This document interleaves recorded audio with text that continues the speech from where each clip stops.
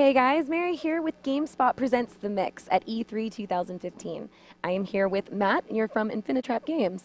Infinitrap Games, yeah. Thank you. It's so nice for you to be here. And people might recognize you from Neverending Nightmares, which was your old game, but you are showing off a new nightmarish alliteration game called Devastating Dreams today. Yes, Devastated Dreams is sort of a spiritual sequel to Neverending Nightmares. It's an all-new setting, all new characters, and it actually draws heavily on Filipino folklore. So our main character, Angel, lives in a very rural region of the Philippines where they don't have electricity or running water. And she's pregnant, but in Filipino folklore, there are these monsters called aswang, and the aswang often prey on the unborn fetuses. That's pretty dark. It's very dark, but it's very interesting because this is sort of what they believe culturally, and even to this day in a lot of rural regions, people are afraid of aswang and follow various rituals to protect their families from them. That's pretty fascinating. You're basing it off of real folklore. So you also have, it looks like you are restricting the view for the player based on only the light that's coming out of their flashlight. So is that more of like to help with the element of surprise? Because, I mean, will things ever come behind her or scare her if she turns around? Yeah, definitely. We really want to create this oppressive atmosphere, and we have a procedural lighting system that actually layers different elements onto the screen to create the darkness effect, and it's sort of like these different patterns, watercolor patterns. Yeah.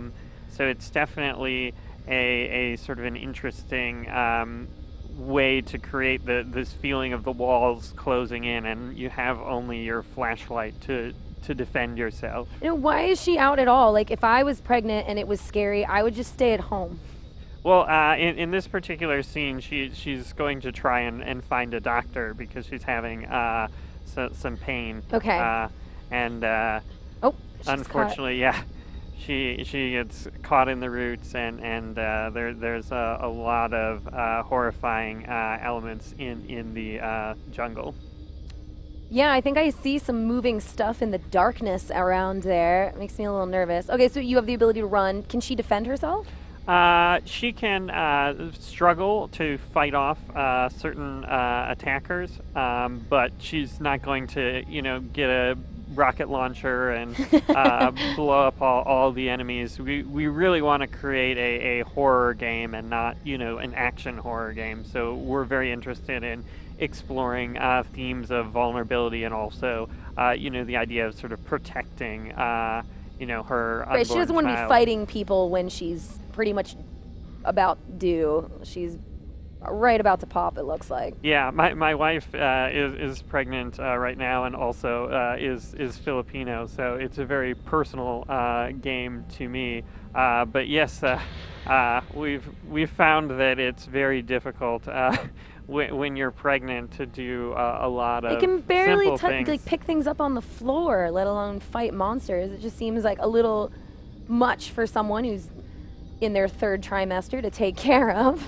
Yeah, so it's definitely challenging to try and survive all these horrible nightmares and the inhuman abominations that she's up against. So it looks like you will probably have to use a lot of sound cues in order to create the atmosphere you're looking for here. Yeah, the audio is arguably the most important part of a horror game, at least in my book. And we're actually doing something interesting where we're using what's called binaural audio, which is a way of creating 3D sounds and sort of emulating the way that people hear them. And Okay. I think this is what like a lot of companies like Oculus are doing with their VR sound. And so we actually have the software to do that. So we recommend you play the game with headphones, and with headphones you can really hear all the little details like you're actually there, and it's a pretty horrifying experience. Right, yeah, you would always expect anytime you're playing a horror game to play it with headphones, with the lights off, and, alone, preferably, so no one hears you scream or freak out like a little baby. And so how far into development are you with this? So we're about 6 or 7 months into development, and we're looking at releasing maybe third quarter next year.